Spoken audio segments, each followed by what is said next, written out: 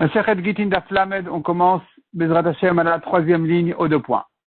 Haoud Amar, un mari a dit, un homme a dit, il a tinat latin yomin, si je viens pas d'ici 30 jours, lève Gita, que le guet soit face au divorce, qu'il soit un guet.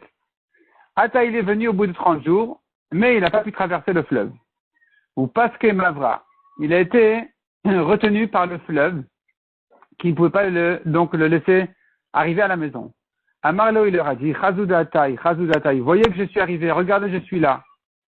Amar Shmuel Oshmematia, Shmuel a dit, ça ne s'appelle pas qu'il est arrivé, il n'est pas là, le guet est un guet et ils sont divorcés. C'est-à-dire que d'après Shmuel, même s'il y a eu un empêchement comme celui-là, c'est pas une excuse. Donc un empêchement comme celui-là, on n'en tient pas compte, et donc, elle est divorcée.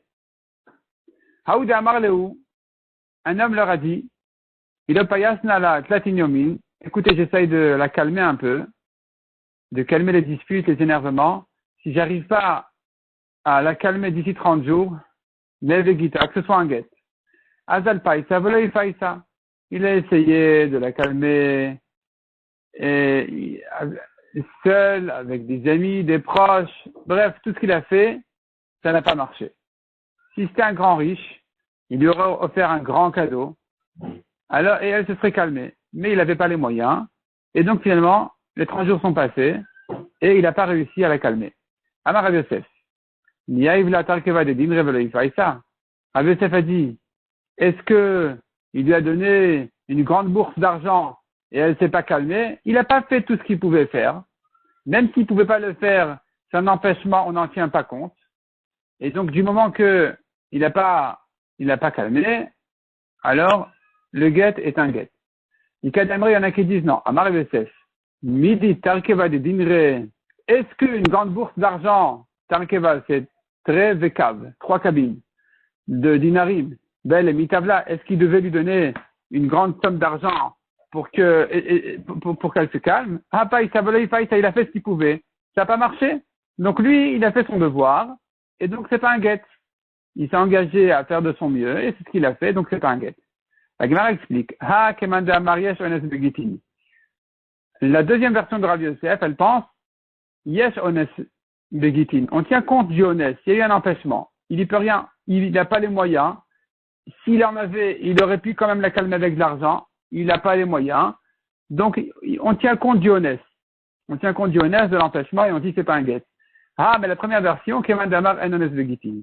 Elle pense qu'il n'y a pas d'excuse, il n'y a pas d'empêchement, on tient compte de rien du tout. Il a dit qu'il doit la calmer, il n'a pas réussi à la calmer, peu importe s'il aurait pu ou il n'aurait pas pu. De toute façon, le guet n'est pas un guet.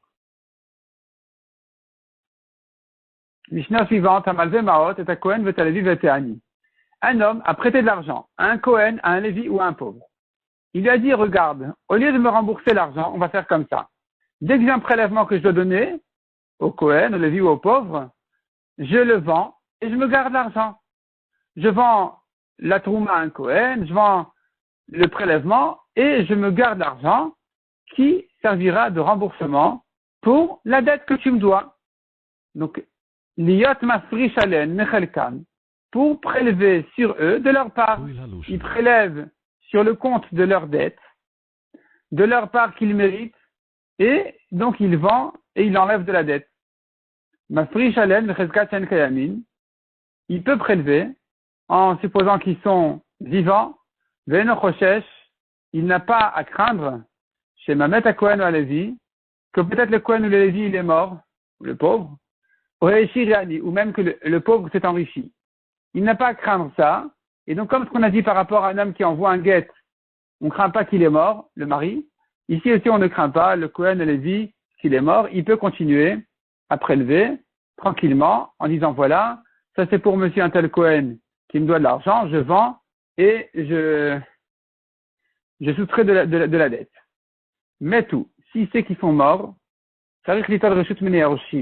il doit demander la permission aux héritiers de bien vouloir être d'accord qu'ils continuent à se garder ses prélèvements pour rembourser la dette. Mais s'il leur a prêté devant un beddin, au Cohen, au Lévi ou au pauvre, ici il n'a pas besoin de demander la permission aux héritiers parce que c'est une takana, le Beddin lui permettent de continuer à prélever, même après la mort de ce Kohen, de ce Lévi, de manière à ce que les Kohanim, de manière générale, les Lévim et les pauvres, ils trouvent facilement des prêts. C'est un arrangement qui convient à tout le monde, qui dérange personne. Au contraire, le Kohen, il est très content de cet arrangement. Et donc, il vient, il emprunte et il paye rien. Ça se rembourse automatiquement. Et donc, puisqu'ils sont contents de ça, les Kohanim, les Lévim et les pauvres, donc le Badin font un accord général qu'ils continuent à prélever même après sa mort. Sur le compte des héritiers, c'est pas la peine de leur demander quoi que ce soit. Demande la Gemara, mais comment ça marche tout ça? S'il avait donné le prélèvement au Kohen, que le Kohen le lui avait rendu en tant que remboursement, j'aurais compris. Mais ici, le monsieur, le prêteur, il fait son prélèvement, il parle même pas au Kohen, il dit voilà, ça c'est pour monsieur Cohen, et je le vends, je me garde l'argent. Mais il n'a pas donné à monsieur Cohen. Comment c'est arrivé chez lui? Le Cohen ne l'a pas acquis. C'était jamais donné au Cohen pour qu'il puisse le rembourser, le rendre au prêteur.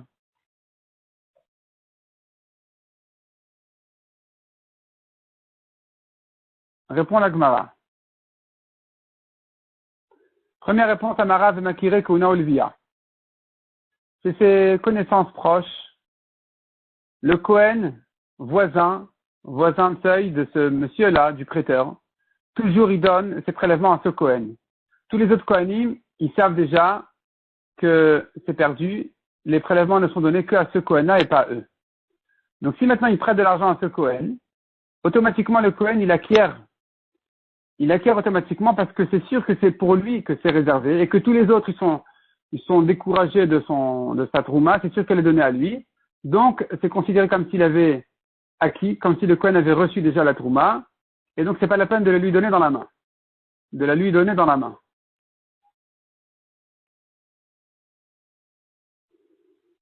Donc ça, c'est pour le Kohen ou le Lévi qui, ses connaissances proches, à qui il a l'habitude de ne donner que à eux. Ou Shmuel Amar, Shmuel dit, Bemezakelem el acherim. Deuxième réponse dit la Gemara, Bemezakelem. Shmuel dit, il demande à quelqu'un de faire un kinyan, d'acquérir le prélèvement pour tel Kohen, pour tel Lévi, et donc de cette manière-là, le Kohen ou le Lévi, il acquiert automatiquement. Et ensuite, il le récupère, lui, le propriétaire du champ, il récupère donc ce prélèvement-là pour le vendre et s'en servir comme remboursement. Oula Amar, troisième réponse, Haman et Rabbi Yossi, notre Mishnah elle pense comme Rabbi Yossi, de Amar, Asu Echeno Zoche Kezoche. Rabbi Yossi dit, à plusieurs reprises dans la Gemara, on considère même celui qui n'a pas reçu, même celui qui n'a pas encore mérité, qui n'a pas encore pris la chose, on le considère comme si c'était déjà chez lui, c'était comme si c'était déjà dans ses mains.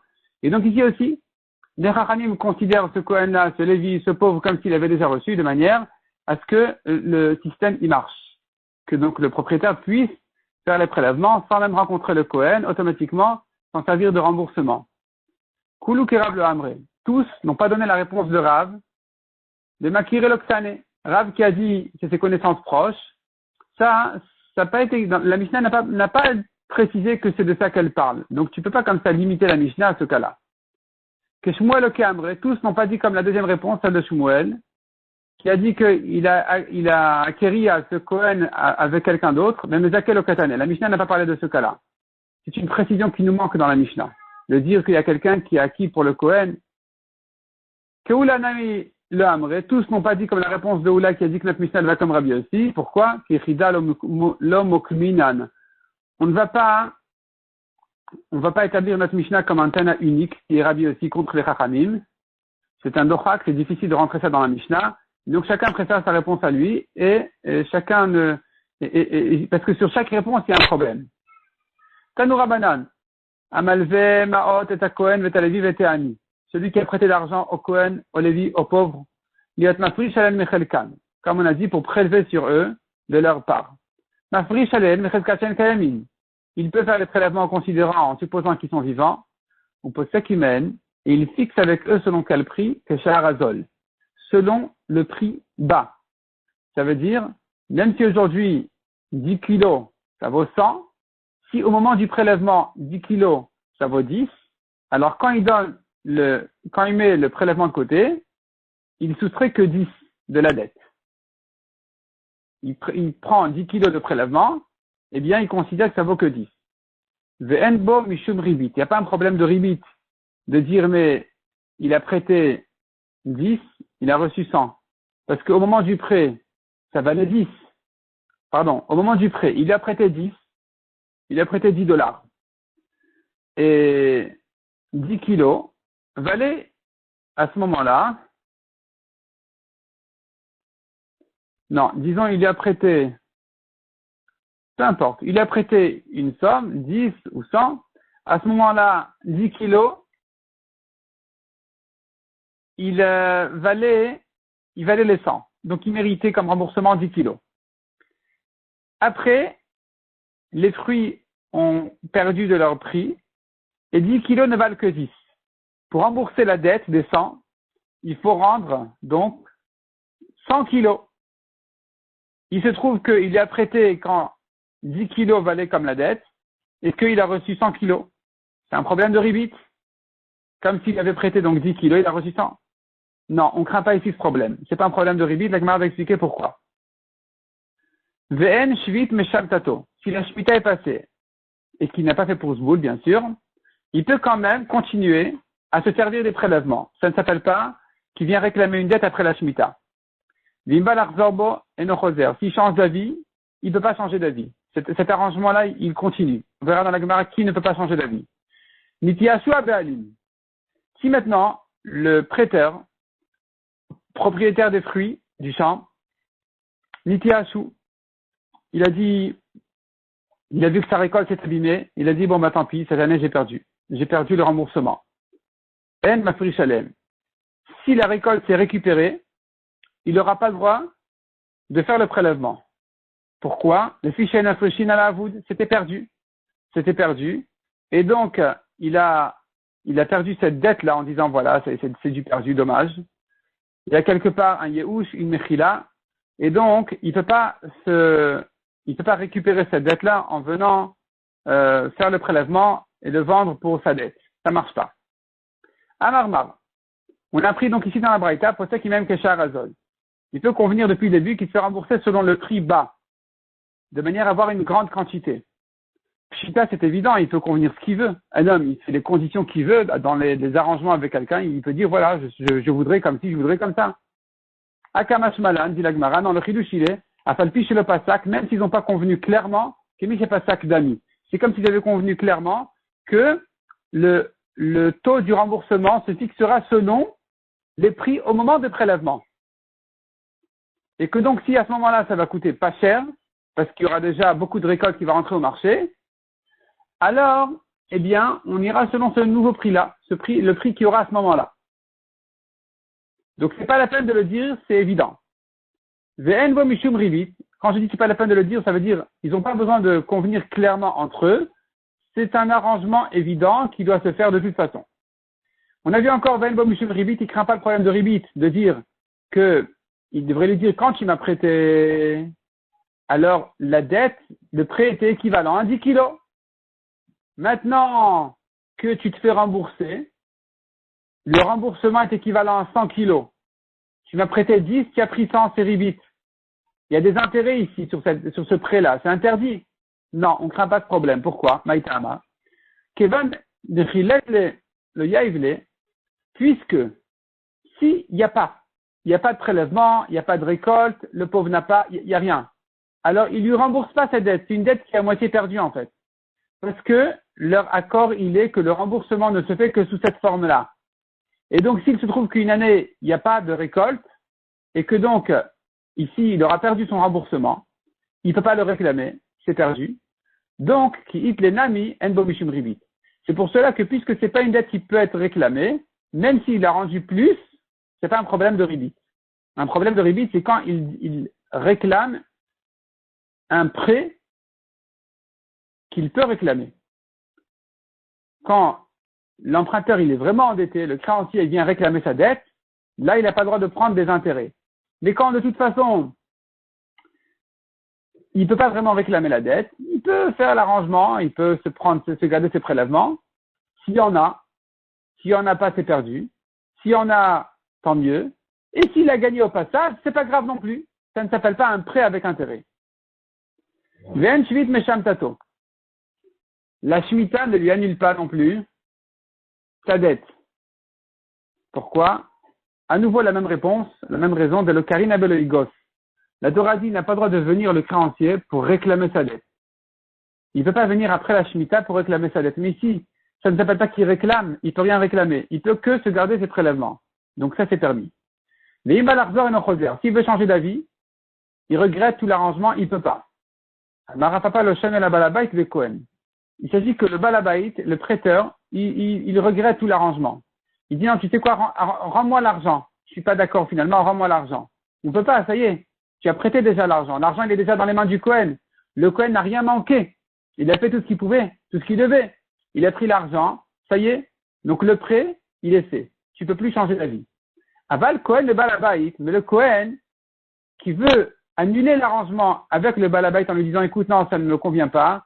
Finalement, je ne veux pas de cette dette et je ne suis pas d'accord que tu te gardes les prélèvements. Je préfère les fruits. Et le Balabait, il dit mais non, mais les fruits sont pour moi. Et l'argent, ça y est, il est déjà prêté. Ici, il bat l'arzor choser. Le Kohen peut lui annuler l'arrangement. Pourquoi? Parce que le Kohen peut dire au propriétaire, enfin au prêteur, il peut lui dire écoute, les fruits, tu les as pas pris encore, tu les as pas encore tirés, tu ne les as pas encore acquis, ils sont pas à toi. Moi, j'ai pris l'argent. Donc toi, tu peux pas annuler l'arrangement, tu peux pas annuler le prêt, puisque l'argent il est déjà dans ma poche. J'ai fait ce que je devais faire, mais toi, tu n'as pas fait encore ce que tu devais faire pour acquérir les prélèvements. Tu ne les as pas encore tirés. Le fait que tu les as payés, c'est pas un kinyan sur les fruits. Quelqu'un qui paye au magasin et qui n'a pas encore pris l'objet, il n'a pas fait un kinyan sur l'objet. Il ne l'a pas encore acquis, il n'est pas à lui. Detnan Nathan Nomaot, comme on a appris, celui qui a donné l'argent de l'homme à Shachem ou Perot, il n'a pas encore tiré les fruits. Il peut changer d'avis. Il peut dire non, ça ne me convient pas. L'autre, il ne peut pas lui dire non, ça y est, tu as acheté. Ça y est, c'est à toi. Il lui dira non, c'est pas à moi. Je n'ai pas fait un maasé kinyan. Je n'ai pas encore acquis les fruits. Ils ne sont pas encore à moi. Donc ici aussi, le Kohen peut lui dire écoute, je regrette, donne-moi les fruits. Donne-moi les fruits, prends l'argent. Et le Balabait lui dira mais non, mais ça y est, c'est déjà convenu, c'est déjà fait. Non, c'est pas fait. Le Kohen lui dira tant que tu n'as pas tiré les fruits, ils ne sont pas à toi. Itiashu Abalim, on a vu dans le cas où la récolte est abîmée, que le propriétaire du champ, il s'est un peu découragé. Il a dit, bon, ça y est, c'est du perdu. El mafri shalen. Il ne peut plus faire les prélèvements qui ensuite a été récupéré. Le fichier mafrishin à la boule, car on ne fait pas les prélèvements sur du perdu. C'est-à-dire, on ne fait pas les prélèvements en tant que remboursement quand c'est une récolte, c'est quand la dette était perdue. Pshita, c'est évident. Répond la Gemara Loticha de Akun. L'épi a déjà commencé à monter. La récolte a commencé à pousser. J'aurais pu croire que si la récolte a commencé à pousser, c'est bon signe, même si elle s'abîme et que le propriétaire dit bon c'est perdu. Il sait que au fond finalement c'est pas vraiment perdu. Il se peut que ça va quand même se récupérer, que ça va se rattraper. Ça pourrait il y a quand même un début quand même de récolte qui a commencé à pousser. Et donc j'aurais pu croire qu'il peut quand même récupérer donc ses prélèvements. Kamash Malan que non. Si c'était perdu, la dette elle est perdue, c'est fini, c'est irrécupérable. Il a prêté de l'argent au Cohen ou au Lévi au Beddin. Ou Metou, ils sont morts, pas le Beddin. Le Cohen et le Lévi, ils sont morts. Il continue à prélever sur le compte de la tribu, des Kohanim, des Lévim, les héritiers, peu importe. Il y a quelqu'un ici qui viendra au nom de ce Cohen qui m'a emprunté de l'argent et que lui, au lieu que je lui donne ce prélèvement, je le garde pour moi-même, dit le prêteur, en tant que remboursement. Vetani le Beddin Oumet, celui qui a prêté au pauvre au Beddin et le pauvre il est mort, il continue tranquillement à faire les prélèvements. Comment ça? Mafri Shalav Becheskat Anié Israël. De manière générale, au nom des pauvres d'Israël, il dit voilà, ce prélèvement il est pour les pauvres d'Israël, il y en a un qui me doit de l'argent, et je me sers sur le compte des autres pauvres d'Israël, qui ne sont pas forcément ses héritiers, parce que les héritiers ils peuvent être riches, ils peuvent être milliardaires, les héritiers de ce pauvre. Mais il y a des pauvres de manière générale en Israël qui vont me rembourser la dette de ce pauvre-là. Donc je prends les prélèvements que méritait ce pauvre-là à la Shalom et je les garde comme remboursement de la dette. Parce que les pauvres de manière générale, ils sont contents de cet arrangement. Ils disent oui, pas de problème. Tu peux, garde-toi tes prélèvements pourvu qu'on trouve de l'argent à emprunter dans ces conditions-là quand on en a besoin. Donc c'est un arrangement qui convient à les pauvres aussi. Rabbi Achi Omer, de Cheskat Ani Olam. Rabbi Achi dit, pas au nom des pauvres d'Israël, des pauvres du monde. Maï Benayou, quelle est la différence des pauvres d'Israël et des pauvres du monde? On tourne la page. Ika Benayou Ani Koutim. Les pauvres de Koutim. Koutim sont des convertis, mais on ne sait pas s'ils sont vrais, ils sont sérieux, des vrais juifs ou pas. C'est ça justement la marloquette. Si tu dis les pauvres d'Israël, tu entends par là que les Koutim sont mal convertis. C'est des goïms. Donc on ne peut pas compter sur eux. Si dans la ville il n'y a pas de juifs pauvres, alors il ne pourra pas continuer à faire ses prélèvements sur le compte des pauvres des Koutim.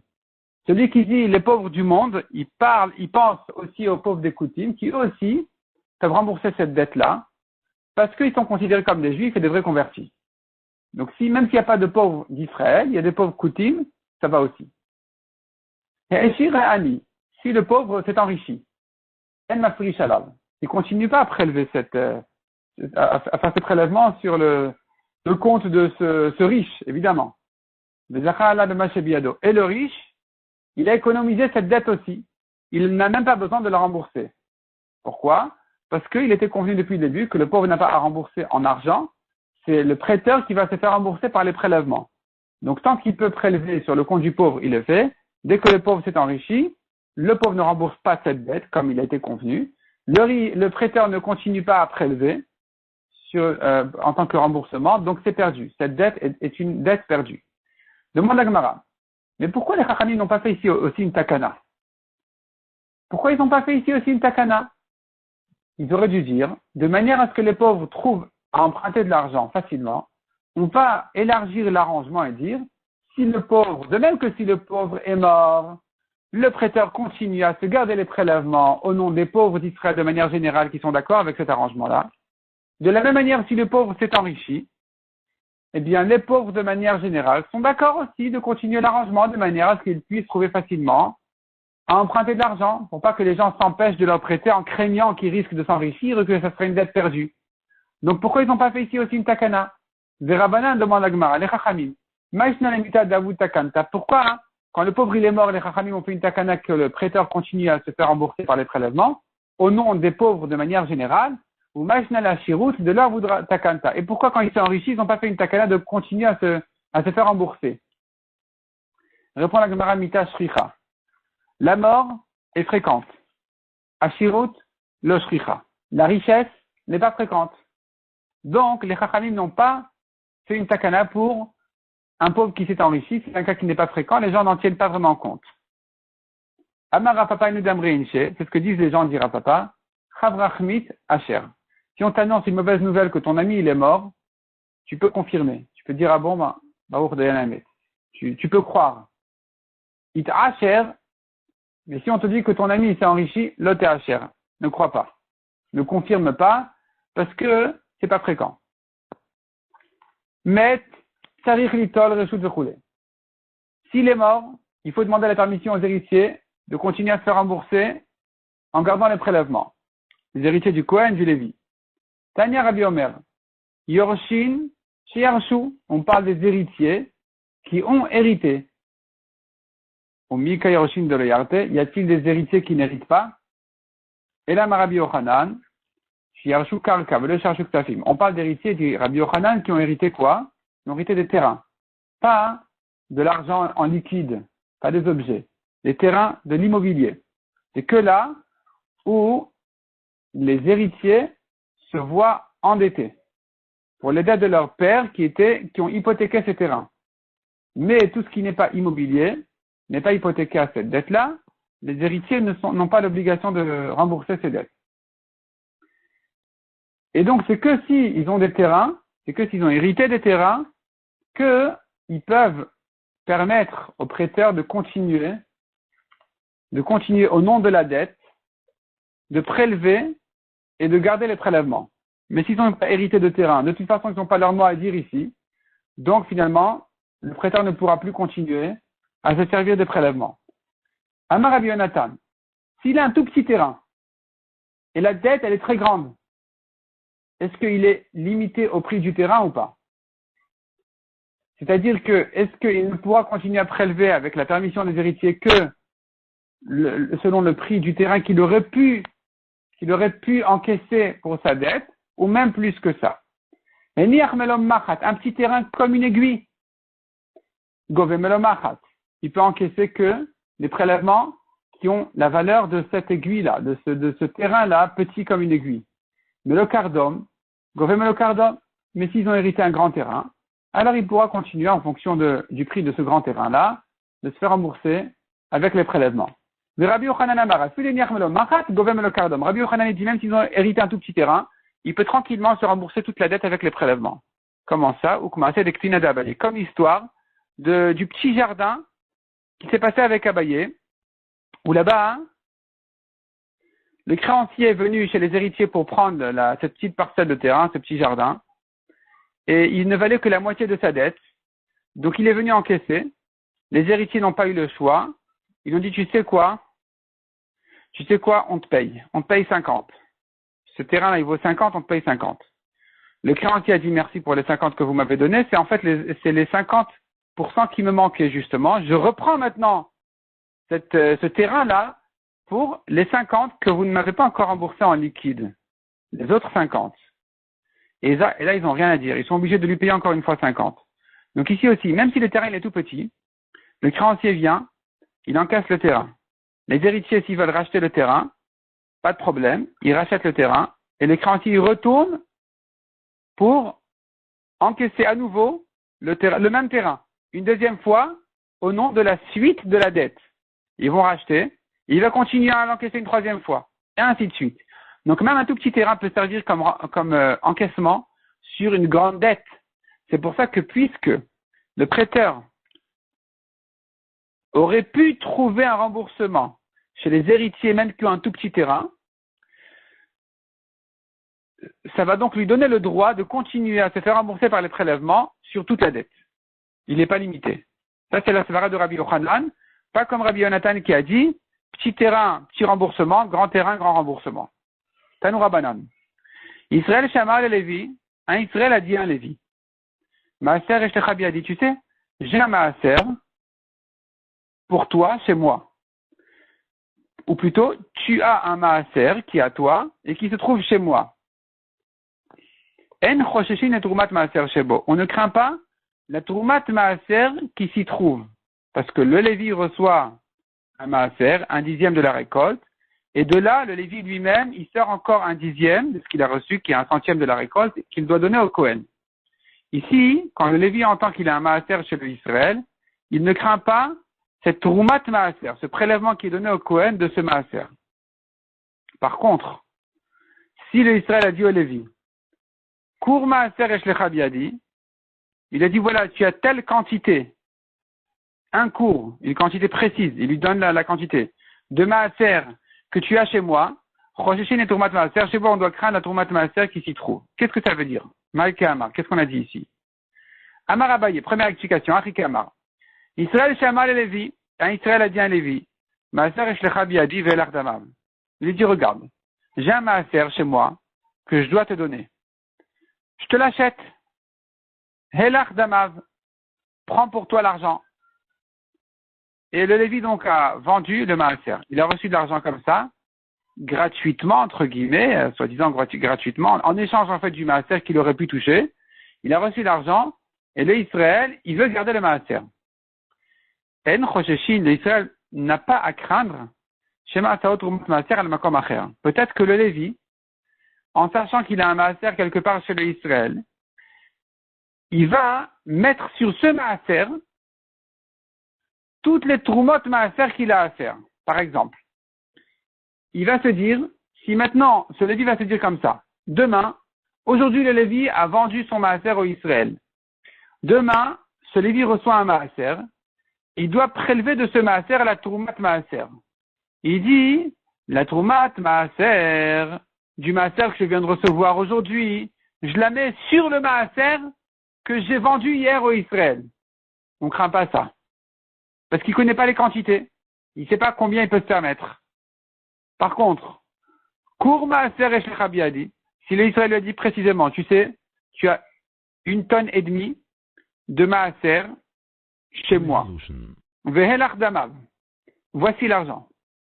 Donc, quand je dis une tonne et demie, c'est pas que c'est l'équivalent d'un cours, j'ai dit au pif. Disons une quantité précise, un cours ou une tonne et demie de maaser, que je dois te donner, je te paye. Je te paye ce maaser. Si maintenant l'acheteur Israël, qui est le propriétaire du champ, il veut manger ce maaser, il a un problème.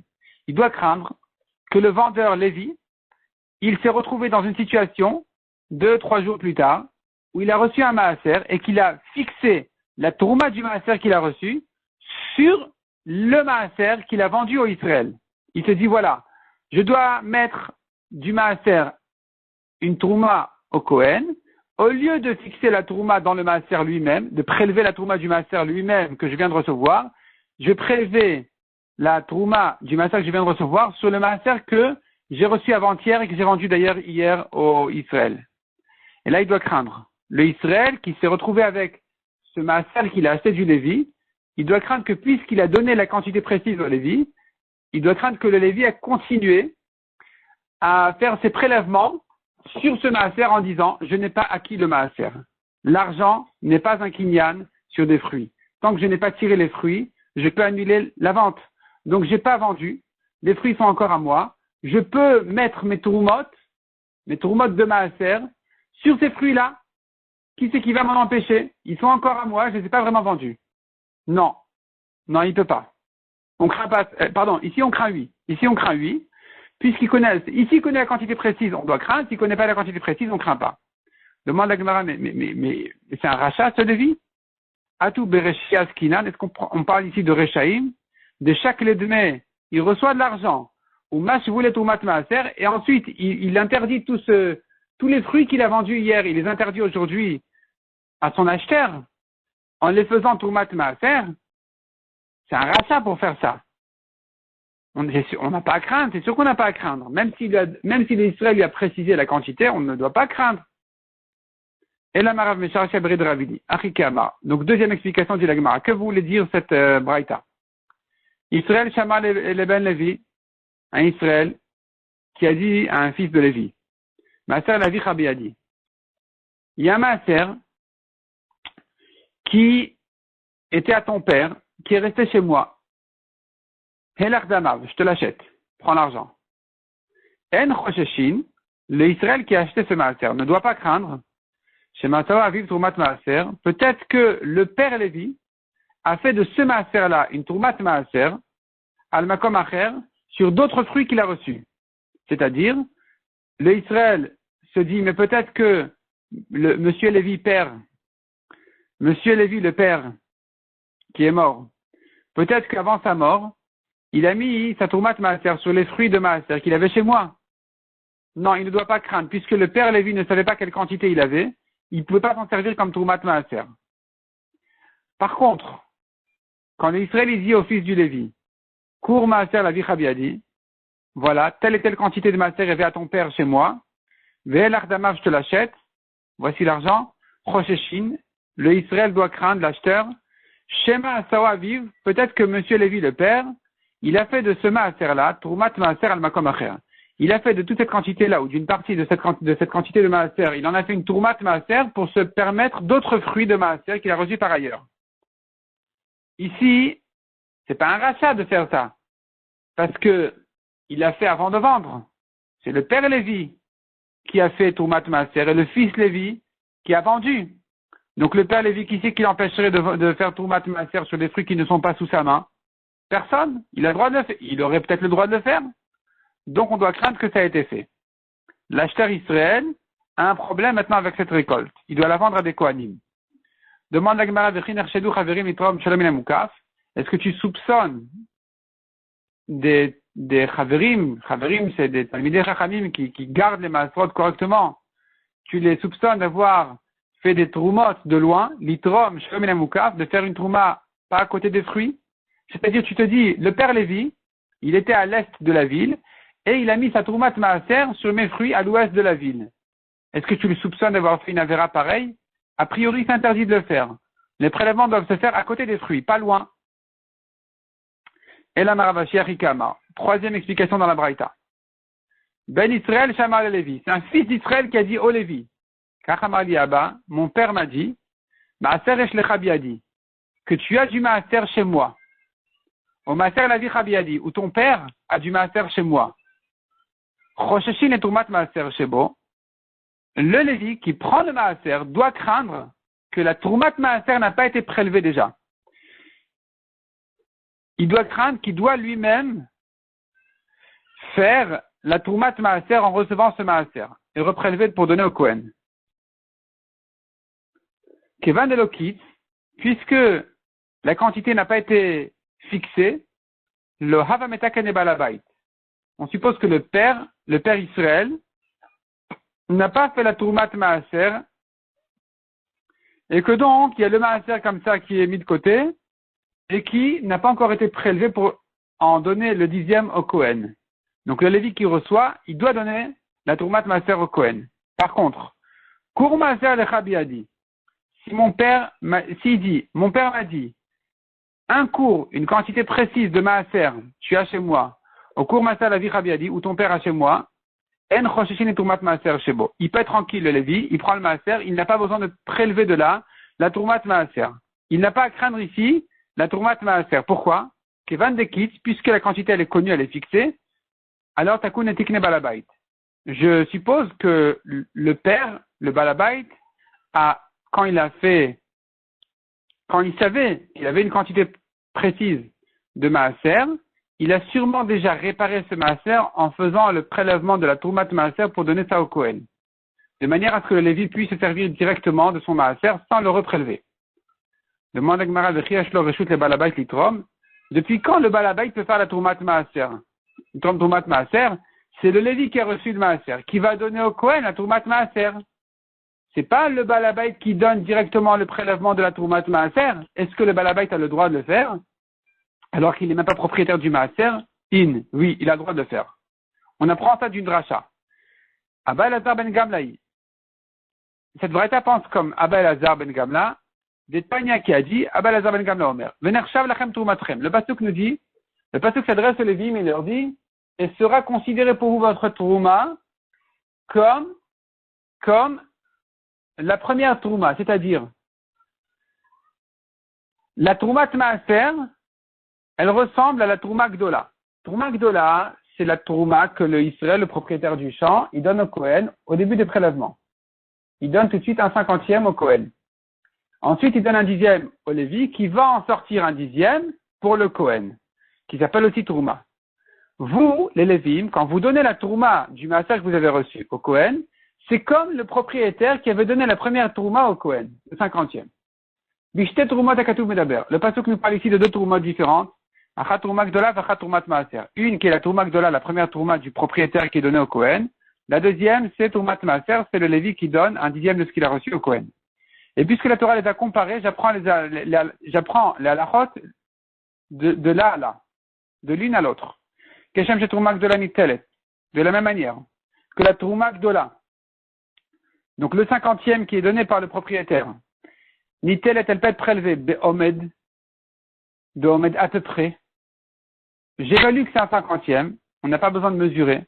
Ou Be'marshava, et même par sa pensée, il peut dire voilà, sans parler, il fixe du regard, et du regard ou de la pensée même, il décide que la Trouma sera ici ou là-bas. Et donc ça peut se faire sur la Trouma Gdola. Alors, de la même manière, car Troumat Maaser, de la même manière, le Lévi, quand il fait sa Troumat Maaser, la Trouma du Maaser qu'il a reçu, il peut le faire même à peu près, alors que ici la Torah nous a dit un 10e. C'est pas comme le 50e qui est que Midé Rabbanan, qui a fait plus, qui a fait moins, ça va. Ici, non, la Torah a fixé un 10e, il peut le faire quand même à peu près. Il évalue. Il n'a pas besoin de mesurer. Deuxièmement, Marshava par sa pensée. Il peut penser le prélèvement. Donc, Eshem, Shiesh, le Reshut, le Balabait, l'Itrom. Deuxième halakha qu'on va comparer. De même que le Balabait a le droit de faire la Trouma Gdola, Kachesh le Reshut, le Balabait, l'Itrom, Troumat Maaser. De la même manière, puisque ça a été comparé à la Troumat, les Troumot ont été comparées l'une à l'autre, donc j'apprends de là aussi que le Balabait a le droit de faire même la Troumat Maaser qui, a priori, devrait concerner le Lévi uniquement, il a le droit, le Balabait, de la faire quand même. Donc, si, maintenant, on revient à notre cas, où il a dit, la quantité précise, on la connaît, c'est tant et tant, de Maaser, que mon père m'a dit qu'il y avait pour toi, monsieur Lévi, ou à ton père ou à toi, puisqu'il connaissait la quantité précise, je suppose que le père n'a pas laissé les choses comme ça, et qu'il a déjà réparé ses fruits de Maaser en faisant le prélèvement de la Trouvat Maaser, puisqu'il a le droit de le faire, même en tant qu'Israël, même en tant que propriétaire du champ, il a le droit de le faire. Donc, puisque la quantité ici, elle est connue, alors on suppose que, effectivement, c'est ce qu'il a fait. Et donc, le Lévi n'a pas ici à craindre la Trouvat Maaser.